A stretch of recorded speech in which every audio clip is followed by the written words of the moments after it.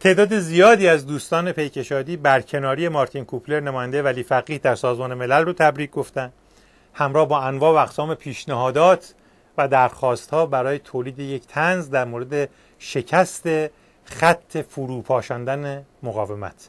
از همه دوستانی که زحمت کشیدن و پیشنهادات مختلف رو ارسال کردن تشکر میکنیم و پیشنهاداتشون رو هم با طنزپردازهای پیکشادی حتما بررسی میکنیم.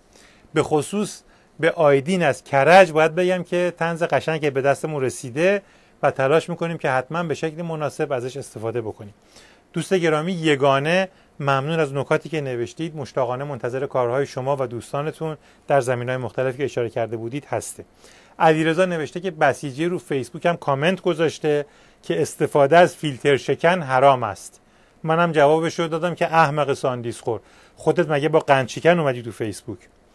مهدی نوشته که فکر کنم بابام گنج پیدا کرده چون امروز هم نون خریده بود و هم گوشت. دوست گرامی پاتریس، ضمن تشکر از لطفتون و پشتیبانی همیشگیتون از پیکشادی، حتما در رابطه با کارها و پروژه های جدید در ارتباط خواهیم بود.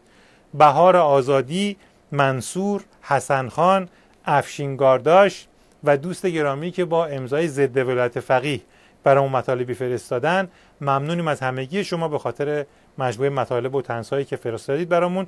رضا از اسپانیا شعرهای قشنگی که در مورد شیخ فری روحانی فرستاده بودی به دستمون رسید، به خصوص اونی که پیشنهاد کرده بودی باهاش ترانه بسازیم، بسیار خوب بود و تلاش میکنیم که حتما این کار رو بکنیم.